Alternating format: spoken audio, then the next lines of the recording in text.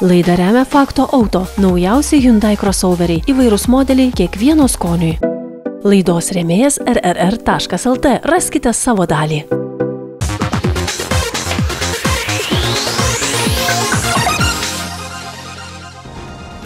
Labas rytas autopiloto žiūrovai.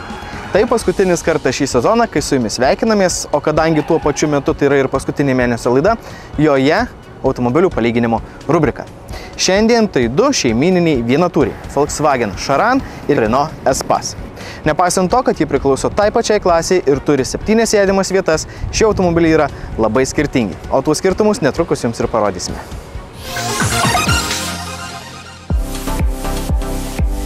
Vienu metu buvę itin populiarų, šiandien vienatūriai praktiškai išnykę iš naujų automobilių rinkos, bet jų vis dar daug tarp naudotų automobilių pasirinkimų. Volkswagen Charan ir Renault Espace visada buvo vienais iš populiariausių, bet ar jie suteikia panašias savybes? Skirtinga ir šių modelių istorija. Antros kartos Charan debiutavo 2010-aisiais, atnaujintas 2015-aisiais ir gamintas iki 2023. Tuo metu penktoji Espace karta debiutavo 2015-aisiais, atnaujintas 2020-aisiais, bet kaip ir Charan gamintas iki 2023. O kokie skirtumai po jų variklių dangčiais? Jeigu ieškote didelio, patogaus šeimininio vienatūrio, tai natūralu, kad su juo tikriausiai leisitės ilgas keliones ir ieškosite varianto su ekonomišku dizeliniu varikliu. Dizelinius variklius turi ir abu šiandien lyginami automobiliai. Po Charano variklio dangčių yra 2 litrų turbodizelinis variklis su 150 arklių galių ir 340 Nm sukimo momento. Tuo metu Espace'as turi truputėlį mažesnį 1,6 litro turbodizelį, bet jis yra truputėlį galingesnis. 160 arklių galių ir 380 Nm sukimo momento. Tačiau abu automobiliai turi 6 pavarų dvigubos sankabos automatinės pavarų dėžes, per kurias visa variklio galia keliauja tik į priekinius ratus. Nepaisant to, kad visa tai atrodo labai panašu, bet šie automobiliai suteikia skirtingą važiavimo patirtį. Ir netrukus tą ir papasakosiu plačiau. Charan variklis ir pavarų dėžė aštresni, bet juntama ryškesnė turboduobė, todėl įsibėgėjimas ne visada labai sklandus. Važiuoklė minkšta, užtikrina gerą komforto lygį, bet trūksta balanso. Charan nemėgsta didesnio greičio ir posūkių derinio. Kėbulas vyruoja, automobilis nesijaučia užtikrintai, trūksta stabilumo. Espace pavarų dėžė bei variklis veikia minkščiau. Variklis dinamiškesnis platesnėme sūkių diapazone, bet pavaros perjungiamos truputį lėčiau.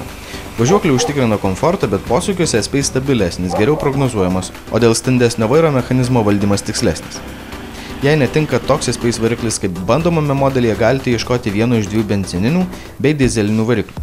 1,6 litro benzininis turi 200 arklio galių, o 1,8 litro variklis 225. Dizelinis 1,6 litro galių turėti 130 arklio galių, o 2 litrai 160, beveik 190 arba 200. Visos Renault Espace versijos varomos tik priekiniais ratais. Po Charan variklio dangčių gali būti vienas iš 2 benzininių, 1,4 litro su turbina ir 150 arklio galių, arba 2 litrų su turbina ir 200 arba 220 arklio galių.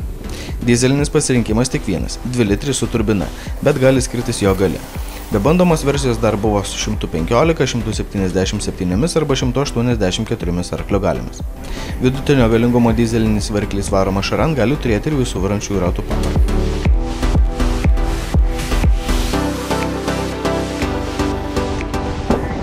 Vienas iš esminių skirtumų ir didžiausių Charano privalumų, kad jis turi į šoną atstumiamas duris, o ne atveriamas įprastai. Jeigu pasižiūrėtume į antrą sėdynių eilę, tai čia yra 3 atskiros sėdynės, visos jos turi Isofix kėdučių tvirtinimo taškus, taip kad jūsų mažiausi keleiviai sėdėdami čia jausis saugiai ir patogiai. Taip pat yra 2 atlenkiami staliukai, vienas už vairuotojo, kitas už keleivio sėdynių. Vietos pakankamai nemažai, na, o ant antros sėdynių eilės patogiau jausis vaikai negu suaugusieji, nes sėdynės ganėtinai siauros, taip kad jeigu galbūt stambesnis keleivis ar didesnis, tai jam čia gali trūkti truputėlį vietos. Taip pat Charanas maloniai džiugina ir tuos, kuriems teks sėdėti ant trečios sėdynių eilės. Taip patogiai atsistumia ir atsidaro sėdynė, o atsisėdus ant trečios sėdynių eilės, aš galiu pasakyti, kad čia yra pakankamai jauku ir patogu. Vietos užtenka net ir man, ir jos netgi dar yra truputėlį tarp mano kojos ir priekyje esančios sėdynės. Taip pat čia yra du tokie nedideli, bet podelių laikikliai. O čia turime dėtuvę smulkiems daiktams. Didelis patogus langas, per kurį galima stebėti kelionę. Taip, kad net ir tie, kurie sėdės Šarano trečiojo sėdynių eilėje, nesijaus kaip koks bagažas ar daiktai. Čia pakankamai erdvu ir jauku. Tuo metu S-Pace'as siūlo kiek kitokią patirtį. S-Pace'o durys atsidaro įprastai, jos yra didelės ir atsidaro plačiai, todėl savo vaikams reikėtų pasakyti, kad atidarydami jas būtų atsargus ir neapdaužytų šalia stovinčio automobilio. Kaip ir Šaranas, taip ir S-Pace'as turi 3 atskiras sėdynės antroje sėdynių eilėje.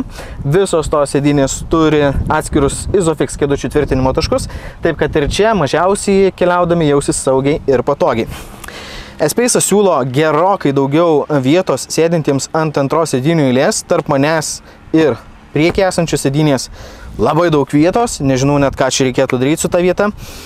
Sėdynės yra gerokai minkštesnės ir patogesnės, taip kad suteikia daugiau komforto. Tačiau jeigu kalbėtume apie trečią sėdynių eilę, tai ten S-Pace'as nežiba, o tiems, kuriems ten reikės sėdėti, jeigu pavyks sėdėti, tai tiesiog nedidelė užuojauta. Taigi, sėdynė atsidaro štai taip, pasistumė į priekį, taigi įsėsti kaip ir būtų visai patogu, bet koją reikia kelti labai aukštai, taip kad mažiem vaikam tai tikrai nebus patogu. Na, o tam, kad atsisėst arba įkrist ant trečios sėdynių eilės, tai, na, tikriausiai taip ir reikės daryti. Ir vietos čia yra lygiai 0, bent jau man. Kaip matot, mano kojos netgi išlenda į antrą sėdynių eilę, taip kad jeigu čia kažkas nori sėdėti, tai turėtų labai gražiai paprašyti, kad antros sėdynių eilės keleiviai pastumtų savo sėdynės į priekį ir čia būtų bent kažkiek vietos. Kitaip negu Šarane, čia nėra podelių laikiklių, nėra dėtuvių, langai mažesni, taip kad štai čia tu jautiesi labiau kaip daiktas ir galbūt net nelabai reikalingas, bet tam tikra prasme šis S-Pace'as vis tik yra 7-vietis vienaturis. Važiuojant 7 keleiviams daugiau vietos bagažui rasite Šarane 300 litrų. S-Pace turėtų talpinti 247 litrus, tačiau vizualiai bagažinė atrodo gerokai mažesnė. Labai didelis skirtumas jaučiasi sėdint prie šių vienatūrių vairo. Šaran interjeras kokybiškas, bet labai nykus, o ergonomika ne pati patogiausia. Pavyzdžiui, podelių laikikliai ir pavarų perjungiamos tvirti žemai, o porankis nors ir reguliuojamas, bet truputį kliba bei girgžda. Lietimui nutrus ekranas nedidelis, bet veikia pakankamai sklandžiai. Įsėdus į S-Pace atrodo, kad atsidūrė visiškai kitame pasaulyje. Patogesnė, komfortiškesnė sėdynė, kaip ir bendra ergonomika. Šis vienaturis gerokai jaukesnis vairuotojui. Patogus porankiai leidžia įsitaisyti dar jaukiau. Lietimui nutrus ekranas didesnis, jo valdymas nesudėtingas, tačiau kartais jis sustringa ir reikia palaukti, kol įsijungs norimą funkciją. Medžiagų kokybė ir surinkimas ne prancūzo naudai. Nors atrodo solidžiai, bet naudojama daug vidutinės kokybės dirbtinės odos, plastikas skleidžia garsus. Jeigu ieškote šeimyninio vienatūrio, bet iki galo dar nežinote, ko iš tikrųjų norėtumėte ir norėtumėte patys palyginti vieną ar kitą modelį, tai atvykite į Longo atstovybę Vilniuje, kur rasite ir šiandien mūsų bandomus automobilius. O kad būtų lengviau apsispręsti, truputėlį papasakosiu apie juos.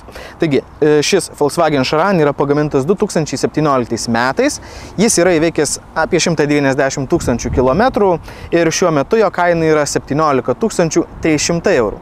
Tuo metu Renault S-Pace'as yra pagamintas 2018 metais, bet jis yra įveikęs daugiau 230 000 kilometrų su trupučiu ir jo kaina yra mažesnė – 14 500 eurų. Jeigu jūs rinksite vieną iš šių automobilių, nesvarbu kurį, Longo jam nemokamai suteiks 60 dienų arba 3000 km garantiją, tam, kad kelionės būtų saugesnės ir ramesnės. Nors vienatūriai sukurti patogioms bei praktiškoms šeimų kelionėms, tačiau skirtumai, kaip jie šią užduotį atlieka, gali būti pakankamai ryškus. Todėl, jei ieškote vieno tokių, išbandykite kelis skirtingus modelius, kad įvertintumėte, kuris geriausiai patenkins jūsų poreikius.